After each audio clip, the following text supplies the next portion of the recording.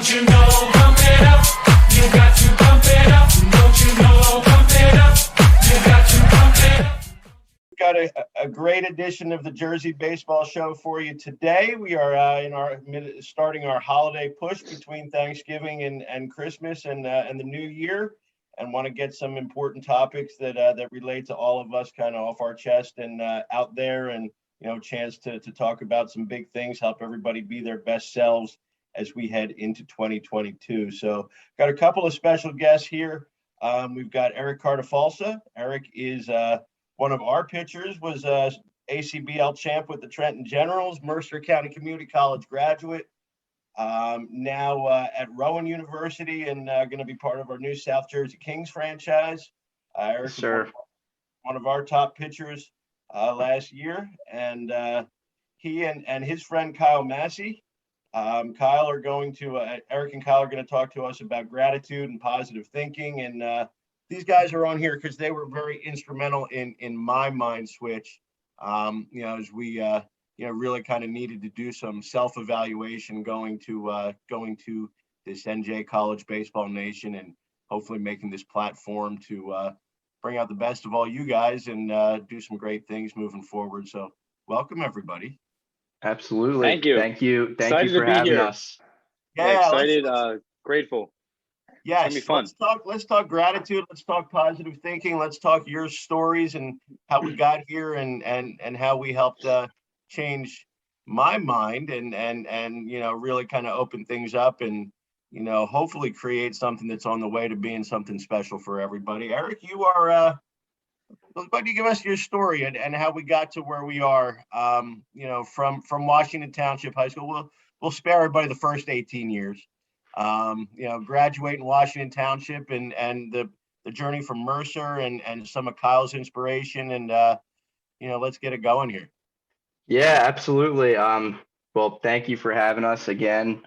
Excited to be here, excited to share these words of wisdom, at least in my mind. But yeah, man, can't tell you both how much, positivity and optimism and gratitude, all those things, how much they've shaped my life in the past 2 years, once I really bought into those things. Yeah, graduated from Washington Township High School, both Kyle and I, at Mercer. Had a really good experience there. Got to, live on my own, learn about myself a little bit.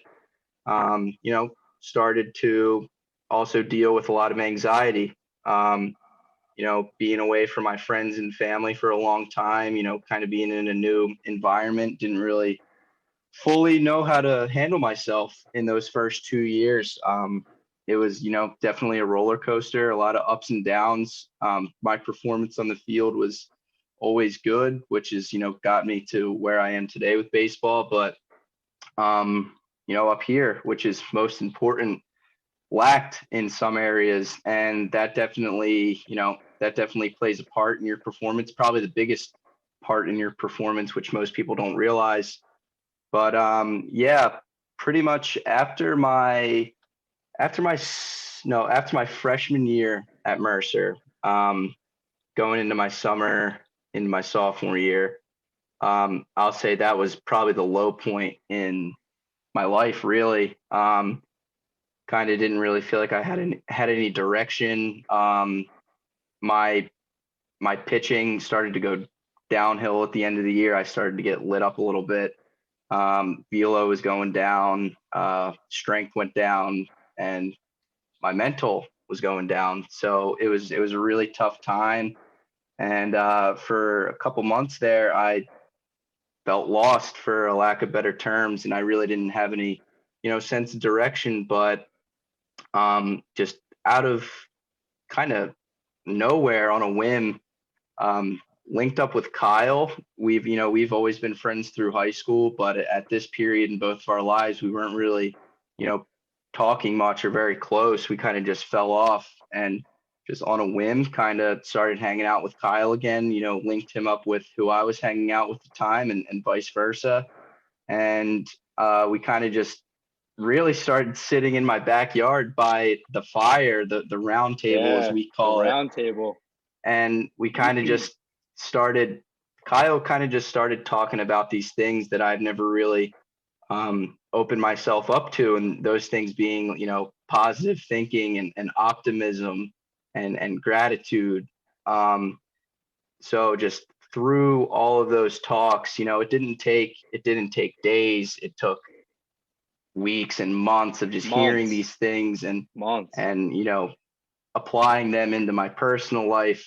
And it just took all those talks and all that trial and error kind of just all came together at some point, and something clicked in my mind, and I was like, wow, I can be such a happier, purpose-driven person if I just, think this way. If I take challenges and I make opportunities out of them, if I take bad situations, take the good in those things and think about what I have, like this beautiful house, the clothes that I wear, the food that I get to eat, just be grateful for all of those things, because most people take all of that for granted. It's really sad.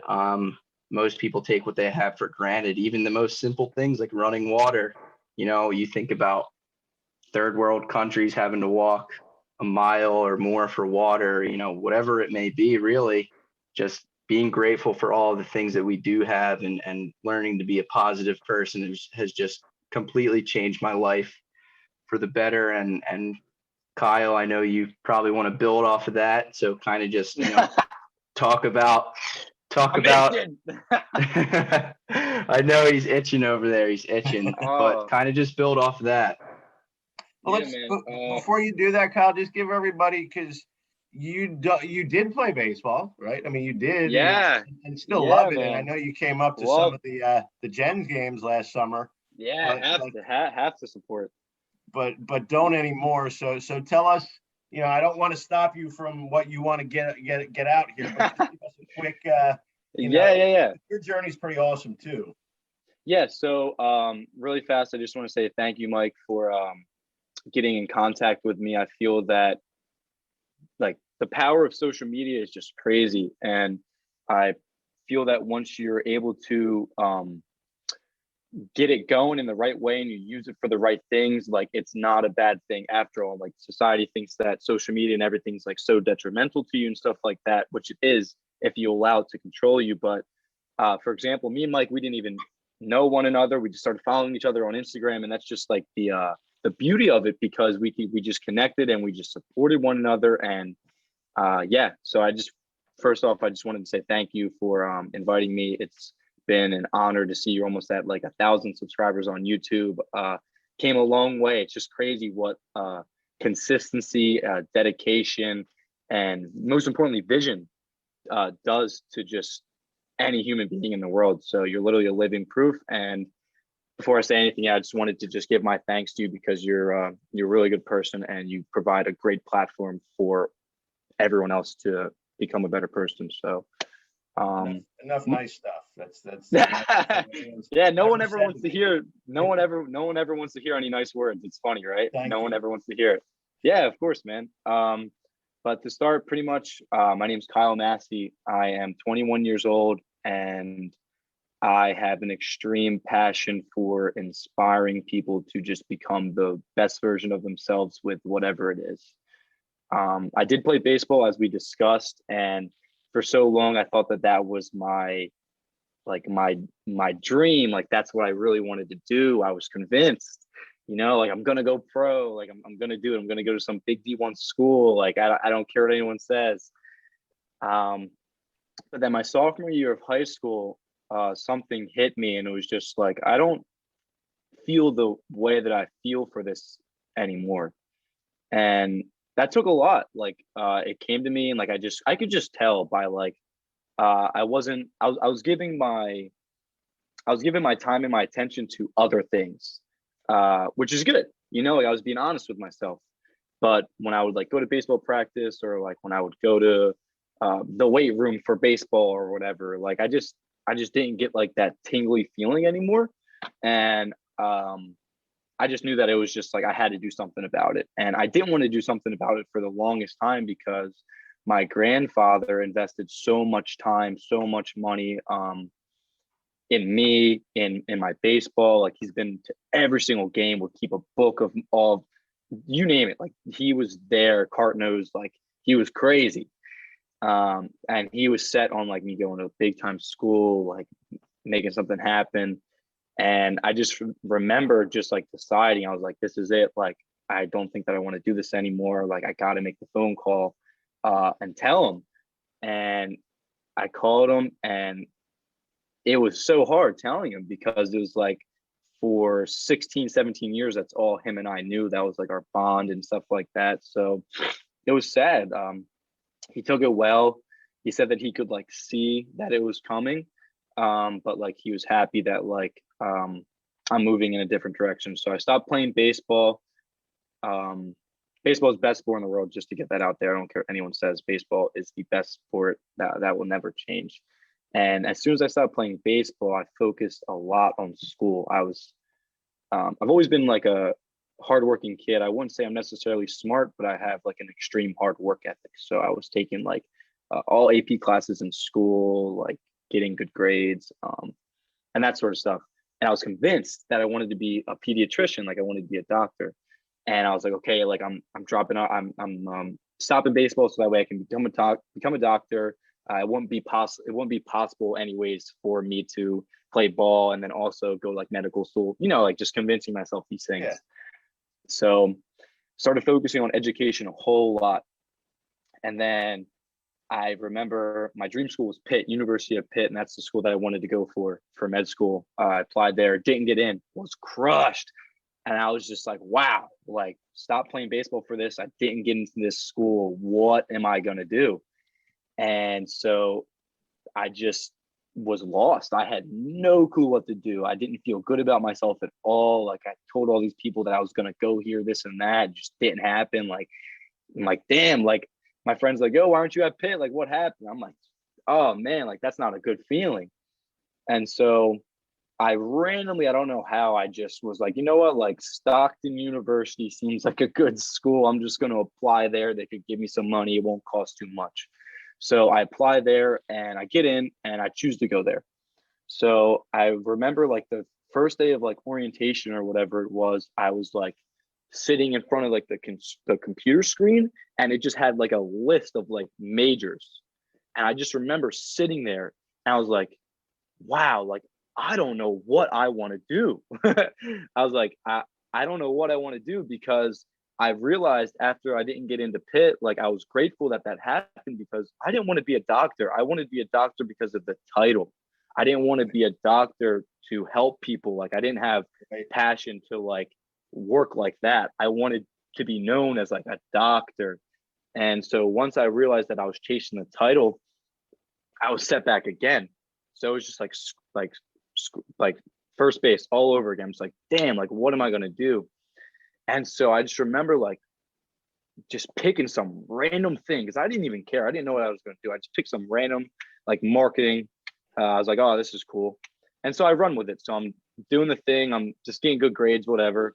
And I just remember just looking myself in the mirror, like the school bathroom, like after like showers and stuff, and just like not liking how I look personally. Like I was not happy whatsoever. And I just remember I was like, I'm going to change this. I think that this is what I'm supposed to do. I think that I'm supposed to do something with the gym. And something just told me that if you believe it or not, it's okay. But something just told me that that's what I'm supposed to do. And so I was like, okay, I'm just going to have as much fun as possible with this, and I'm just going to go for it. So started the gym, met up, fortunately enough, with one of my best friends in the world. His name's Jordan. We became training partners, and I fell in love with the transformation. I fell in love with the mental aspect. And then I ended up doing a research paper on the gym my last semester, which was the last semester that I ever chose to go to school. I did a research paper, and it was on how we create habits inside of the gym that can translate to outside of the world habits. And once I did that research paper, it opened my eyes up a lot. And I was like, wow, like I really learned so much just from being inside the gym. Like if you ever get behind us, like you're gonna barbell squat and you have a lot of like you have a heavy load on your back. It's like it's do or die. It's like you're gonna either go down, you're gonna squat that weight, or you're gonna fail. And I just started translating these habits that the gym was teaching me to life. And I just realized I was just like, okay, I feel the best ever when I'm doing this. Right. I've never felt anything like this. So I'm going to do this all the time. It just clicked with me. I was just like, wow, like this is what I've been missing for so long. Like I've never felt this way with baseball. And once I realized that I've never felt that way with baseball, I was like, wow, like this is how we're all supposed to feel. Like we're supposed to feel alive when we're doing the things that we love. Like you're just going with it. And ever since I just like realized that, I've just been chasing that every single day. And it's been a beautiful journey with that. I've been able to discover a whole bunch of books, Think and Grow Rich, The Secret, The Alchemist. I'm like, there's Think Like a Monk by Jay Shetty. It's one of my favorite books. Also, Jay Shetty's an amazing person if no one has ever listened to him or anything. But yeah, things have just started unfolding ever since I started like doing more of what makes me happy. And that's all that I want to do. So that's pretty much what happened with me. Once I realized that, I was just sitting in school one day and I was like, okay, like, I think that this is it.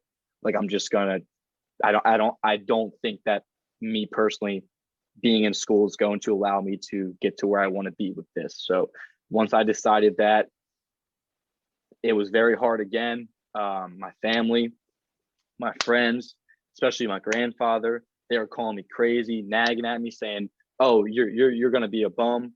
You're not gonna be able to make anything happen without a degree. Like, what are you, crazy? Like, you're throwing this away. Like, you have so much going for you. Why are you doing this?" And I just kept telling myself, I'm just like, I know, and that's all that matters. Like, if they like, I'll be able to, like Cart's analogy. Cart always loves saying this: you can't push them, you pull them. Pull them. And that's just what I've been doing with like my family and my friends. Like my best friend Cart, I was able to, he probably thought I was crazy, you know, like people probably think I'm crazy. Like, what? Like, it's not norm to drop out of school, nor am I advising it. School is great. If it's for you, do it. But it just wasn't for me personally. And like, just with what Cart's saying, like these talks that we had, I was just able to pull him and just being able to show them like my perspective and some things that I've learned like throughout my journey, has just created like an unbreakable bond. And I also just wanted to say really fast that based back off of what Cart said, I truly have seen him blossom like a flower this year. And it's really crazy because I remember always thinking like, this kid's very different. If you know Cart, like all of our friends joke about it, he's weird. He's very weird, but he's uniquely himself, which is all you can 100%. ask for. And I feel like he was suppressing that for so long, just based off of like the things that he was going through, like family members, from past relationships, what people would think about him and stuff like that. And he truly just became himself this year, and he's just been blossoming ever since. And it's been so amazing to see because like his baseball has been the best that it's been, in my personal opinion. Like he's pitching great. His mindset's always there. He's the most focused on eating. He's the most focused on the gym. He's the most focused on his relationship with his girlfriend, his relationship with his family. Once he just like accepted who he is for him, like everything just started working for that. So yeah, I also just wanted to say that becoming yourself goes a whole long way. Seriously. 100%. Yeah, I mean, just to build off that a little bit, and then Mike, kind of want to go into how you kind of adopted this mindset. But just to build off what you said, Kyle, yeah, I'm weird and I'm not, normal. And I love that about myself. And that was definitely something that I suppressed for so long. Cause like, when you're in high school, you don't want to be that kid who's You can't. You don't want to be that guy who's, a weirdo or like not normal. And yeah, I let, those societal boundaries, I guess we'll call them, affect me and suppress who I really was. But, like Kyle said, over this year and a half, like, to hell with that. Like, no, I'm going to be the fullest version of myself. And it's not a coincidence that this is the best mental state I've ever been in, best physical state I've ever been in, best I've been pitching, like you said, and, just everything is just going really well because I'm the fullest version of myself. You can't fake passion, man. No. You can't fake passion. Cart, I want you to remember when we were at Series Park and we were having the talk about expectation? Yeah. And how that related to your worst season compared to your best season. You should talk about that and give that some spread some light on that, because I'm sure that there are some ball players that are listening to this podcast right now that probably have these crazy expectations for themselves and are probably just beating themselves up so bad because it's not happening yet. Like, oh, why hasn't this happened? Why hasn't he called me? Why haven't I got signed yet? And things that they can't control either. That's the other key. Exactly. You got guys can't control it. You got sophomores who haven't been, because it's so whack. This whole system is so wacky with like ninth graders getting verbal offers to college that if you see ninth graders getting verbal offers and you're a 10th grader and you haven't got one yet, well, why do I suck? It doesn't matter if I don't. Exactly. But now you feel some type of way that you suck, and that's obviously not going to lead to anything good. So I'm interested in hearing what you have to say here too, because it affects a lot of people that I hear from. Yeah, absolutely. Expectations, you can't have them. I mean, you're supposed to expect the best from yourself. Like, obviously, you're supposed to expect yourself to play well, and you will. A timestamp. You can't put a timestamp. You can't put, a timestamp, like Kyle said, on, say, like, I wanted my technically my COVID sophomore year at Mercer. I wanted to start having interest from pro teams because my dream and my passion is to play Major League Baseball, and I know that's going to happen. But I wanted that to really start unfolding last year. I had a big velo spike in the fall. I had a lot of really good D1 interest. I was up here. And I kind of expected things to start unfolding. And I set all these goals that I wanted to have, happen that year, like it needed to happen that year. I needed to start talking to, pro teams. I needed to, possibly line a spot up in the draft. And man, like that just created such self-defeating thoughts. And, that created a lot of pressure on myself because that didn't happen. And I had statistically the worst season of my career. I finished with like a 5.2 ERA in the spring. I pitched a lot better in the summer, but that's because not right away. You did not right away. Yeah, right away. But we were wishing for 5.2 that first month.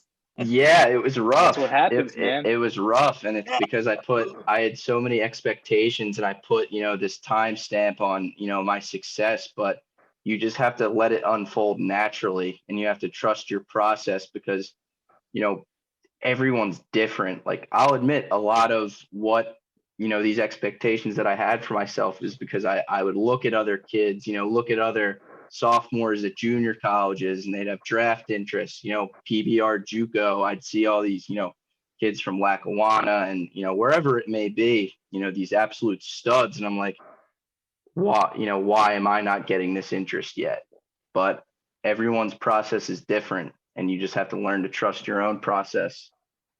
I think what happens, and I'm certainly guilty of it, not necessarily on the field anymore, but is these expectations are created based on factors we have no possible way of controlling versus creating expectations of, I will get into this habit of going to the weight room.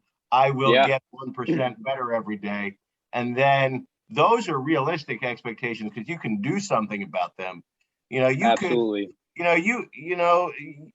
have these unrealistic expectations that, like, okay, I hit 4 line drives, they were all caught. I went 0 for 4, I must suck. Well, you probably got better. You probably showed you got better. But again, you don't know how these downward cycles start. And once they start, it just weighs on you.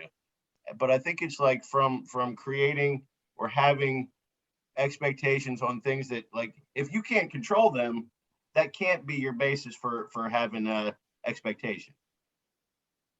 Absolutely, without a doubt. And that's why I always tell Cart, it's like we have this conversation about like that season, and it's just like there's legitimately no wonder why he had that worst season ever, because he's putting all of this stress on him that doesn't need to happen. You go on the mound, you're probably psyching yourself out. You're like, oh man, like I was supposed to get drafted even before this day that I'm pitching right now. Like I have to throw my best no matter what right now. And it's just like Cart said, like if you're not letting it unfold naturally, it's not fair to yourself, like at all. It's not fair. You can have expectations. I personally think that we all should have expectations. And it's like, if you believe in yourself and you believe in your vision, expect the best, expect for it to happen. I hate when people say, no expectations, no disappointments. No, miss me with that. That's not true at all. We should always expect the best because we want the best.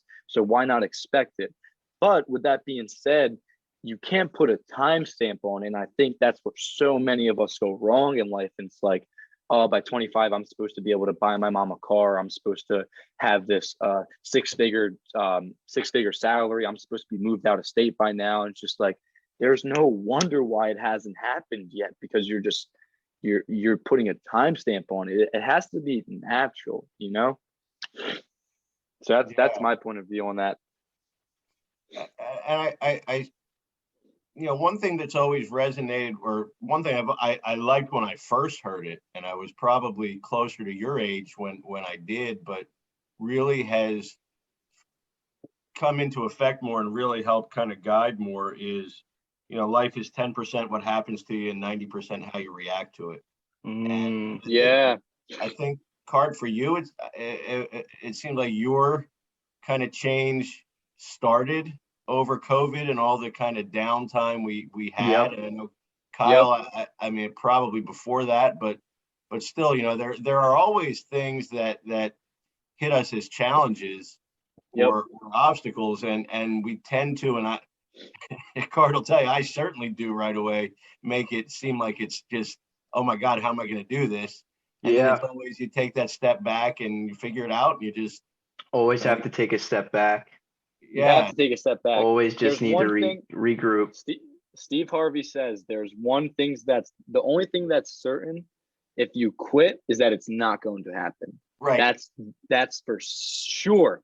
Like, it's guaranteed. If you quit and you give up on yourself, there's no way that you're going to be able to make your dream or your goal come true. But if you keep going, you got a pretty good chance. I mean, you got a better chance than that. So, I mean, shit, like I might as well just keep going, because at least I know that it's not for certain that I'm going to fail, And that's one thing that I keep telling myself every day too, which is really good. But finding a different path sometimes is, you got to always make sure you're open-minded enough to, and honest with yourself. Doesn't mean you give up what you want. It's just, you got to think about what the right way is to get there. Yeah, that's when we stumble across like adversity and tough situations, those are, in my opinion, like the universe is just throwing something at us. And it's like, okay, like if you can get through this, I'll take you places that you've never been before. But it's like a video game, like you got to beat the boss. Like you got to always get to the next level. And so we're supposed to be throwing these hurdles because we say we want it so bad and we want this dream, this thing to happen. So it's like, okay, like prove it to me. Like I'm going to throw every single possible bad situation in your face. And if you overcome and you learn from it and you become optimistic and you take these things for the right reason, then yeah, like I'm gonna give it to you. And that's how I pretty much go about my everyday life. I just think that there's just things, I just think that it's just a video game. I just think that you just have to constantly just be like the boss, and there's just someone just trying to stop you from getting to where you want to be. One of the guests that I was lucky to have on earlier in the year was Jessie Cole, who is the owner of the Savannah Bananas. Oh, that podcast was great. That was a good one. That was That a was a jam. and great podcast. he, he's the guy who wears the yellow. Literally, his wardrobe is 7 yellow tuxes in his closet, which has got to be great for like thinking. You don't really have to think about what you're going to wear, but Yeah, you just do it. his whole theory is find your yellow tux, and it's funny how people, just some people don't get that, and they ask, well, what color tux are you going to wear when you interview them? And I'm like, that's not it, people. That's not what he's trying to say. It's not just it. find your one thing, let it guide you, and let your why kind of determine everything about what you're going to do and why you do it and how you do it. And I think that's really helped crystallize a lot for me in that, this what I want this platform to be for New Jersey baseball players, whether they're high school or college. But that concept of finding your yellow tux, basically, passion goes places, to put it in that. Passion goes places, baby. Why don't you guys both tell me what that means to you and how that concept, because I know it's changed both of your lives. Yeah, man. It certainly changed mine, going from a perfectly average, mediocre job to taking a chance here, obviously. But I feel like if necessary, I can always go back to mediocre if I have to, but I don't want Yeah, you won't have to. Yeah, you don't have to. No, it's not in the question. So what does that mean? What is that, whether you want to call it find your yellow tux, whether you want to call it passion goes places, what does that mean to each of you? Yeah, I'll start this off. So find your yellow tux, passion goes places. These things are really important to me. I think passion is probably my favorite. Probably no, passion is my favorite word. Definitely. Passion is my favorite word. I constantly think about it. I constantly say it. I think that it means you just have to take a risk, like if you really enjoy doing something, you need to continue doing it. Like, especially with that guy, like I remember on the podcast, he said that he had no money to his name. He was about to sleeping on a mattress, like down in the dumps, man. But he just kept believing in himself, and that's just pretty much what it means. Like if you keep believing in yourself and you just keep going, whatever you want to happen is just gonna happen. And yeah, that was really inspirational. I think that he spoke really well on that podcast, and I actually learned a lot from that guy. I had no clue who he was until I heard it too, which is awesome. So yeah, I'm trying to think. Like, Cart, do you want to say what it means to you? Absolutely. That's like your mantra. Passion goes places. Yeah, Kai. I mean, that's your thing. That's a mantra, man. Yeah. And like before I had this mindset that I do now, it was kind of just 3 words that, they're just 3 words. Passion goes places. But when you begin to think a certain way, you realize what those 3 words mean. Passion goes places. So like everyone in this world, I don't care who you are, everyone has a passion. Everyone has something that they love to do. And, or some people have more than one thing. I'm passionate about a lot of things. Baseball, though, is my number one passion. There's nothing that I enjoy doing more than that. I mean, fishing. Yeah, I love fishing. But when I have a 10-pound bass on my line, it's not the same as, when I'm striking out 10 guys a game. It's not the same feeling. I don't know, because you never had a 10-pound bass on your line before. Come on, that. Not yet. When he thinks about it, it's not as good. Yeah. But to piggyback off of what Cart's saying is, I think passion goes places. I think it means to do whatever you want to do if money or stress was not a factor. That's Yeah. what I think that it means to a T. Like, there's a lot of people right now that are confused on, they're like, okay, like, how do I find my passion? Like, how can this take me somewhere? I'm confused. I don't know what to do. And I think the best way to put it is you need to try as many things as possible in life. You can't just only allow yourself to be limited. You have to step outside your comfort zone. You have to, you've never fished before, go fishing. Why not? Like, at least you tried it, you know, like, have the motto, like, I'm going to do this. If it's not what I like to do, okay, at least I tried it. But it might be your next favorite thing. You never know until you try, and that's for sure. So there's a lot of people out here that are lost and they're trying to find like their place. I would ask yourself the question of, what would you do if money didn't mean anything? For example, like, if you respond by saying, I love poetry, I love writing a lot, I love making music, you know, like, okay, do that a lot. If that makes you feel good, do that a lot. Do that as much as you possibly can. Don't come back at me and say, well, they don't really make too much money. Okay, but guess what? If you work on that every single day and you become the best poet in the world naturally, because that's just what you love to do, which should just happen, money won't even be an issue, because you'll be the best in the world. Plus, like, in my opinion, I think that when you're doing what you are meant to do, money just comes to you. That's what I tell myself. Or you'll find another path that does, right? Like, yep, if exactly. your answer to that is, I want to travel down to Australia and, you know, go snorkel at the Great Barrier Reef.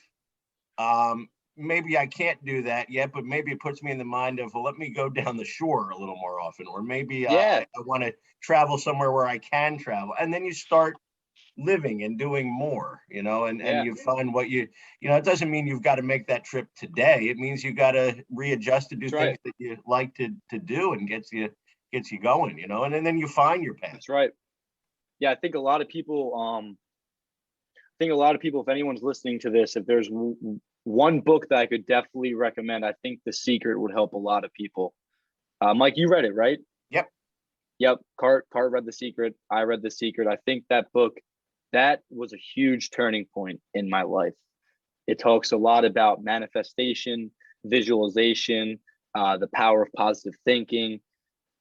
And I've implemented so many things from that book. Yeah. And I think people bastardize that interpretation too, to just kind of be negative. Definitely. Like, what does that mean? You're not going to get sick, or you're not going to get, definitely. You know, whatever. Doesn't mean that. It means, you know, it means if you are in the right frame of mind to fight those things, it's a different fight than if you're not.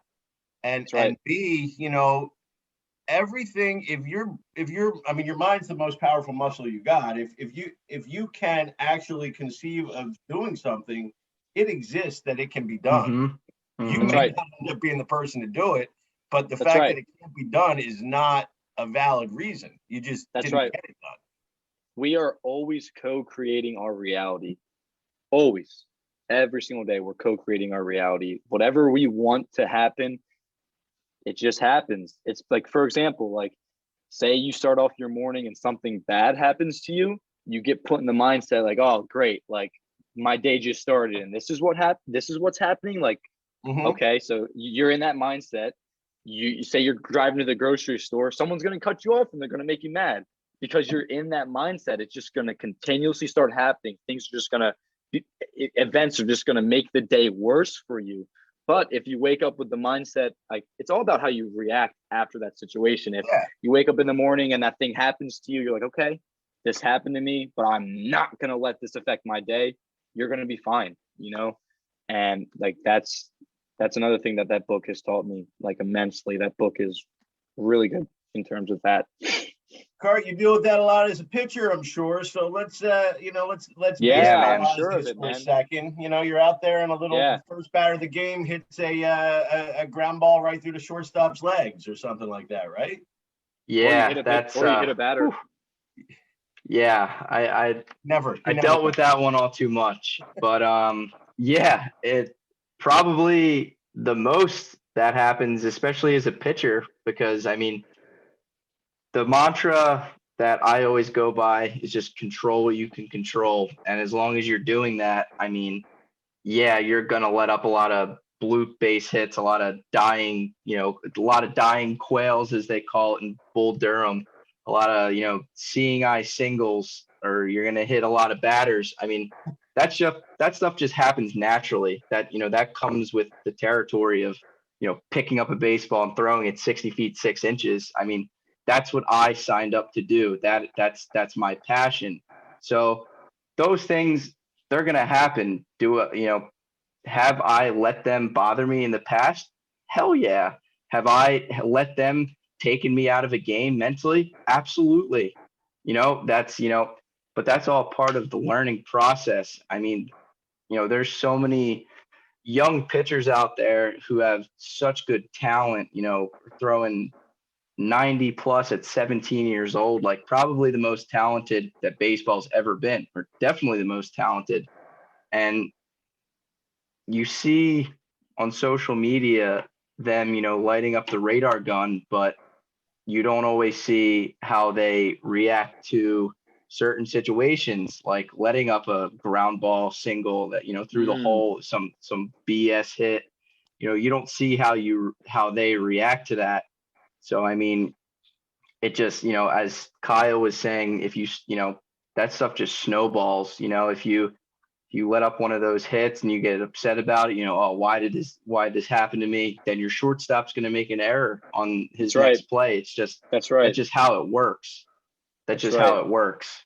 That's the same thing with, like, I can even attest to this, because I was a shortstop, and I remember my worst season that I've ever had was when I never wanted the ball to be hit to me. Yeah. And I was afraid to be in that infield, literally afraid, because I was like, I was having these thoughts, like things weren't even happening yet. Like the pitcher's like still warming up. I'm just like, man, I really hope this ball doesn't come to me. I really, sure thing enough, he throws right down the middle. I get a seed hit right at me. I make an error. I'm just like, oh, God damn it.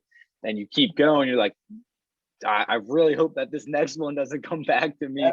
Boom, that ball is coming back to you even harder. And you just can't think like that. And I also remember that the most fun times that I've ever had was when I was just excited. I was like, yo, I'm going to make a diving play right now. I don't care. Any ball hits to me, I don't care how hard it is. I'll let it hit my face. Like, I don't care. This ball is not going past me. And once you have that confidence and like you use it, you can really use that stuff to your advantage. And if I still played baseball, I would definitely use that like analogy all the time. So I hope a lot of baseball players are doing that stuff, like want to make that next play, like make sure that you always want to be that guy that's like turning the double play. You want to be the guy that's closing, that stuff's huge. I feel like one that I've used before, and it's always better when I remember what I say, but success isn't linear. And that's one that I think is important. And I think I'll ask you both to kind of speak on it. Cart, certainly the velocity growth is not linear. No, it is not. And certainly, Kyle, the hard work in the weight room. And it was explained to me finally after a while that, it's such a simple quote, but it's not linear. It's not, day one and day two and day three, you don't get the same improvement. It's really almost more like compounding. You do you 1% better every day. Well, instead of a straight line curve, it's kind of more of a parabola where you got that like little deficit in the beginning. But once you do it for long enough, it just takes off. But the problem is that that deficit in the beginning is what knocks a lot of people out of it. Like, I didn't get jacked up in 1 week. I'm not going to the gym anymore. Or that's what happens. Screw this program. I'm not going to stay on my plyo program because I'm not throwing harder than I was 3 days ago. But it's like, so I guess success isn't linear as it pertains to both of you. What your thoughts are? Yeah, I mean, with baseball, with pitching especially, that stuff does not come linear, especially the velocity. I mean, there's a lot of really genetically gifted kids out there who just throw hard naturally, and I wish I was one of them, but I'm not. And for me, I grew up, I was naturally really skinny. So I had to put on a bunch of weight. I had to modify my throwing, clean up my mechanics. And like I mentioned earlier in the podcast, last fall had a really big velo jump, upper eights touching 90, 91. And, that's when all those really, put me on the pedestal, all those draft thoughts, all those, pro thoughts came to me. And that's when I put a timestamp on everything. And then it kind of just went downhill. Like in the winter, it was down a tick, late winter, down even more, spring, plummet, just terrible. Like worst I've been pitching, worse my mental state was. And summer kind of just creeped up a little bit. Same with this fall, kind of just stayed there. But,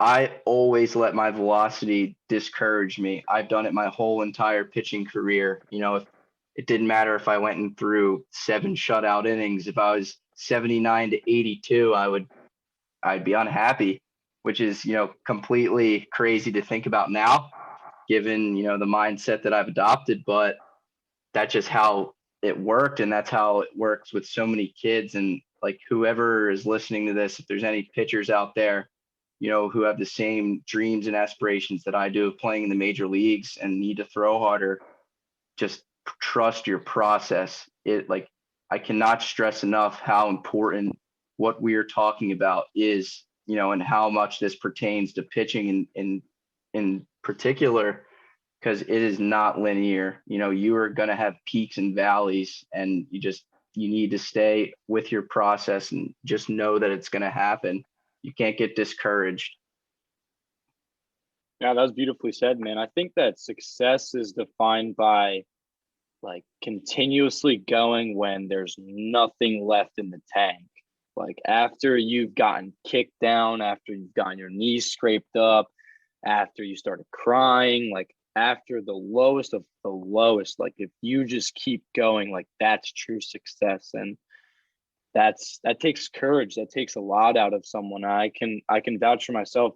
I can't in terms of baseball, but I can in terms of like the gym and stuff. Yeah, absolutely. Personally, I remember being like my most insecure, and I was just wishing for these things to happen. I was just like, why am I not gaining this weight? Like I should be weighing this by now. Like I should be looking like this. Like I'm putting in all this effort. Why isn't something happening to me? And just like with Cart's season, like he had the worst season. Like I pretty much would have like the worst gym sessions. I wouldn't be able to get stronger. I wouldn't be able to eat my meals. And that stuff really takes a toll on you. And you have to be able to experience those lows to get to the high. Like personally, like last night I stepped on the scale and I was 192. And never in my life have I ever weighed that much. Like Cart can attest, like I was always the same with him, like very skinny, very insecure. I would always wear hoodies, but I just kept believing in myself. I'm like, you know what? Like I have this goal of stepping on stage because I bodybuild. That's something that like is my passion. I love bodybuilding and like competing in that aspect. I am still a competitor. So I have to gain weight. Like right now I'm in like the improvement season. So I have to gain weight. I have to gain strength. I have to make sure that my recovery is on point. And it's just been going the best that it's ever gone. Like I never really thought that I could ever gain this weight. But every single day I just wake up and I just tell myself, like Cart and all my friends, I'll be juiced up in the group chat or something like that. I'm just like, I'm gonna get to 200 pounds. I don't care.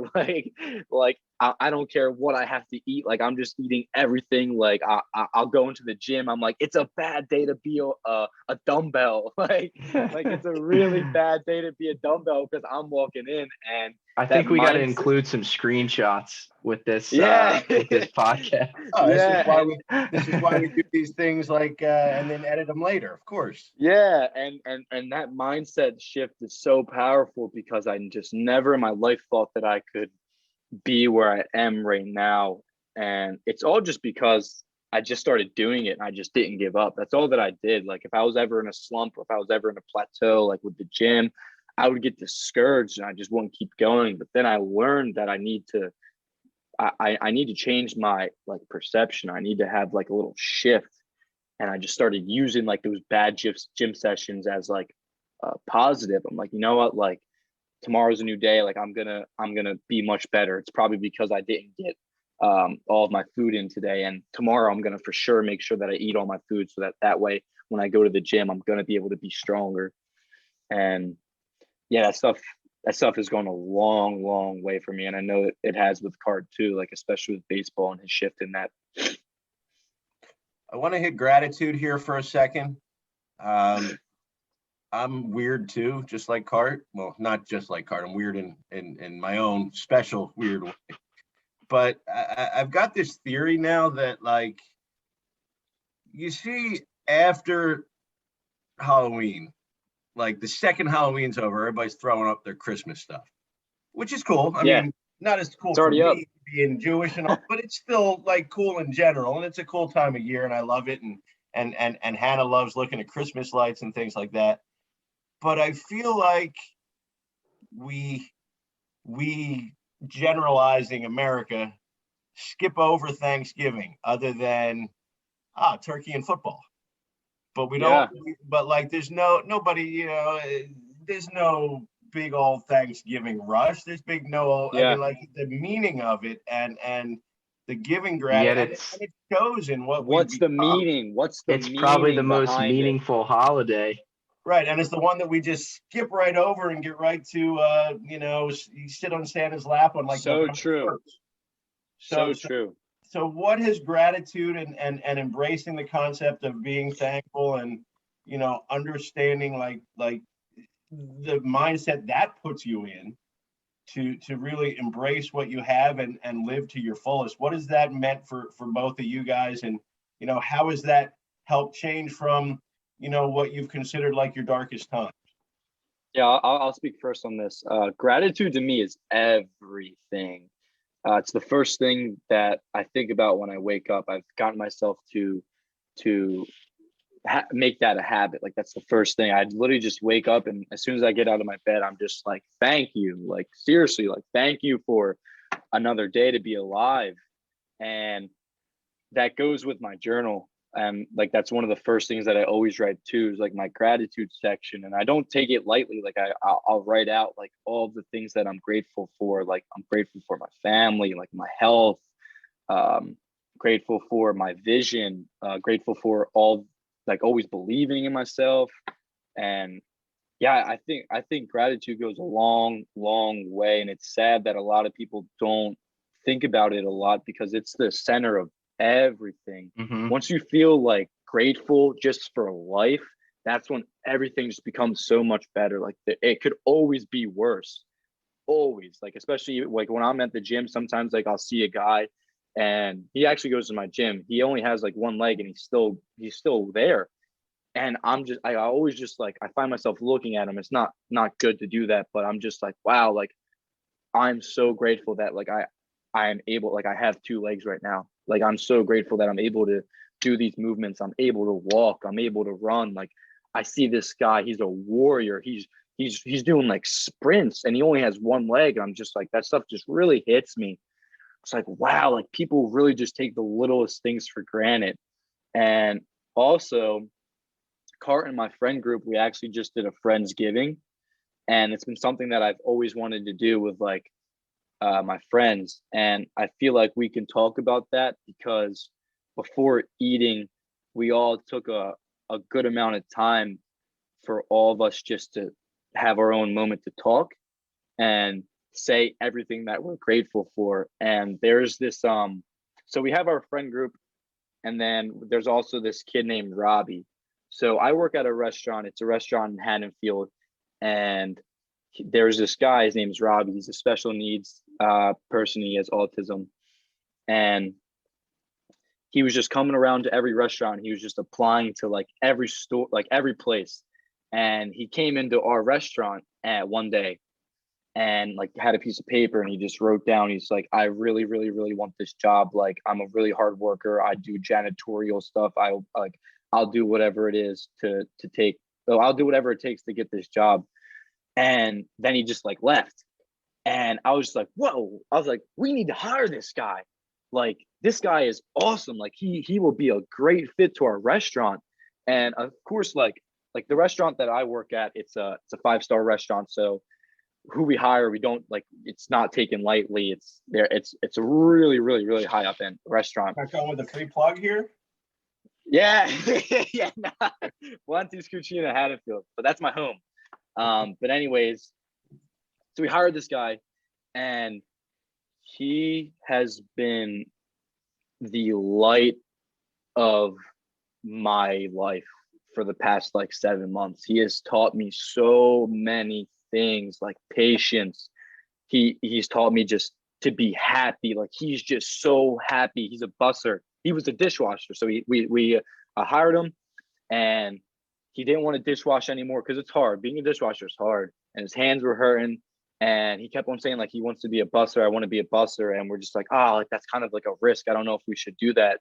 But I was just like, I was like, I believe in this guy. I really think that he can do this.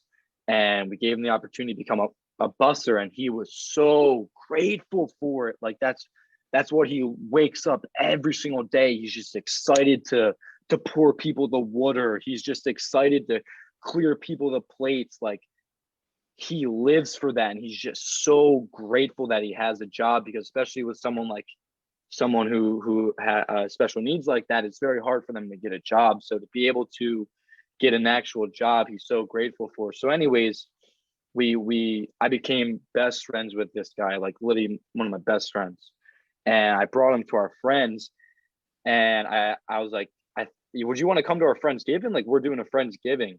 And he was like, yeah, I love to. And he loves baking. So like, I told him like to bake something. So he baked something, and he came, and we all gathered along. We were all there, all of us, Card, his girlfriend, all of our friends, Robbie. And Robbie sat at the head of the table, and we were doing a toast. He wanted to make a toast, and I seriously almost started crying because his toast was just so powerful. He was just like, I'm so thankful for you guys. This is my first Friendsgiving ever. You guys are really special to me, and you guys take like such good care of me, and I call you guys my family. And it just crazy, just like how much just being with your friends and just being with your family, like we all just take those things for granted, but just to have him talk and give that toast, it just really put things into perspective for me. I'm just so grateful that I was able to meet him and then experience such a good time with all of our friends and him, and be able to have him along with that. So I wanted to share that moment with you guys, because that was really special. Yeah, that was amazing. That was a great night, by the way. Friendsgiving. That was awesome. But yeah, man, gratitude literally is everything.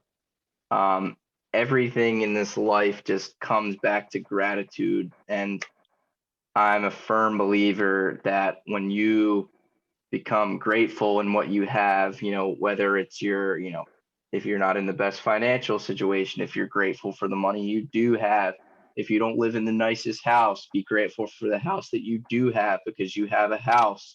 Like, when you're grateful for those things, you receive more, like more good Always. comes to you, because, when you have a negative mindset about what you have, like if somebody lived in, a bad house and they were like, oh, I hate this house, like this place sucks, I want to get out of here, you're going to continue being stuck in that situation until you learn to be grateful for what you have, because your mind, So true. your mind can't create anything else. Your mind can't create anything else when you have such a negative, restrictive outlook. Yeah. And if something does happen, you will never perceive it that way. Exactly. Never. So I'm big on the gratitude. I keep my daily journal too. I have my gratitude. We all do that collectively as a friend group, which is awesome. And I know Kyle and I, we always go on these walks every Monday and Wednesday because I'm up for my, lifts at Rowan, and then he wakes up early. So we just go walk and talk about what we're grateful for. And like, people need to do more of that. I really think that, if you're listening to this and you have, a friend group, people that you're really tight with, start doing these things together, start taking walks in nature and talking about what you're grateful for, or keeping a journal, because those things just make you feel so good. And then when you I know whenever I leave after we have those, sessions, I feel great. I have a great day. I'm like, wow, like I just got to talk about what I'm grateful for with one of my best friends, and like I feel amazing. And like I go home and I'm like, thank you for all of this. Like I love this place. Like I'm so happy that man. I have all of this. And it's just Yeah. it's No, indescribable, but people need to yeah, start man. doing more of that stuff. It's the little things, dude. Like Yeah. literally just Like going it's on the a most walk. simple thing. It's the most simple thing. It's so special too, because every time, like, we'll always like talk, and then like I know that I'll always like catch myself, and I'll just like look at one of my friends, and I'll just like be like, yo, like, I'm really grateful for you. Like I say that to Cart a lot. Like I'll just look him in his eye, and like I mean that. Like I've been able to like acquire that, like, just love and just like abundance, just so thankful for it. Like especially these talks with Cart, like have changed my life in so many ways. It sounds so simple, but you got to go out. If you have friends, use them to your advantage. If you have people that are like you, people that like the same things that you do, go hang out with them more. If there's people that you aspire to be like, that's what I've always been trying to do my entire life. Just surround myself around people that I want to be like. And we can do that. Like we're allowed to do that. So you gotta, if you guys have friends or family members that relate to you, or maybe not even relate to you, that like that you can hang out with and do these things, it goes a very, very, very long way. And I know it's just something like a walk, but especially at the start of your day, it goes a very long way. And personally, in my car, because I'm always on the go, so I have a gratitude rock, and The Secret talks about that. I have one in my room, and I also have one in my car. And whenever I'm driving, I'll always just hold on to that rock, and I'll just think of all the things that I am grateful for, I am thankful for. And people probably are like, "Oh, like that's stupid. Like it's just a rock." But I've I've built like a connection with it. Like every time I touch that rock, I'm like, I just feel like very good. I feel happy. It's like I'm so like grateful. All the things that I'm thankful for, it's just like literally in this rock, and I just touch it. It's so simple, but The Secret talks about that too. So if you guys are trying to become more grateful, it's all awareness. Yeah, that's why that rock is there. It's just for me to be aware that Yep. I am grateful. It's just a representation of something. Every time I go in my car and I look at the rock, it immediately draws my attention to just gratitude. So Mhm. that's pretty much what the rock is for. Lift each other up. That's what our friends are for, right? Yeah. Let's finish it with some final thought here from each of you, because we could do this for a lot more than an hour. Yeah. Yeah, we could be on here forever.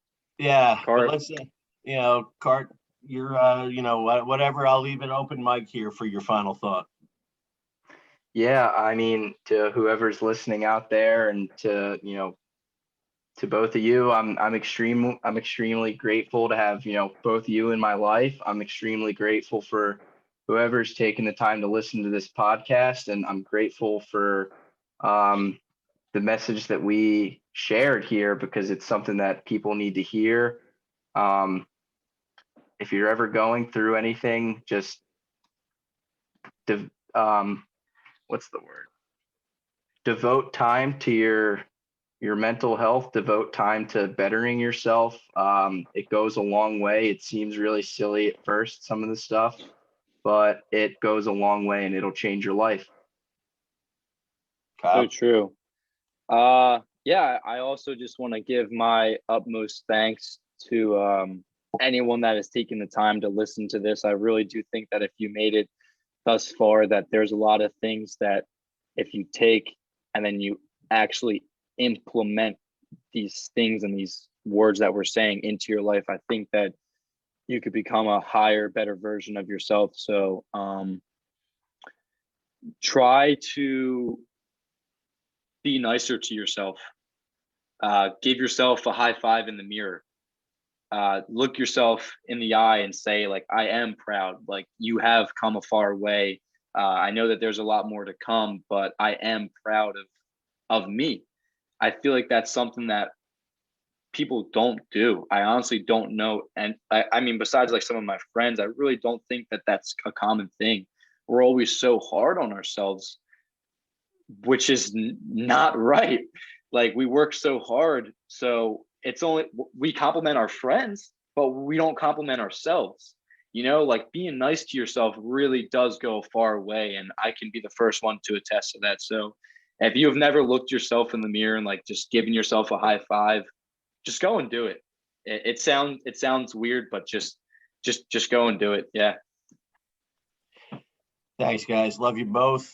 Thank you Yeah. for changing my life Sure. positively, and hopefully we can do that for others and open up a platform here with all of this to do that. Just Yeah, the man. beginning. Yes, Next sir. time, real quick, next time we're on here, it's gonna be my podcast. Just gotta put that out there Love it. For sure. into the world real quick. Thank you guys. I had a great time, and I hope all you guys have a great rest of your day. I mean, I got to start Absolutely. answering questions one of these times. That's tough. Appreciate it, guys. Kyle, Massi, Yeah. Eric, Cartafalsa, you guys are the best. Thank you all for watching. All love. And we'll be Thank back you. soon on the Jersey Baseball Show. Let's go. See ya. Road to 1K subscribers, baby. Let's go.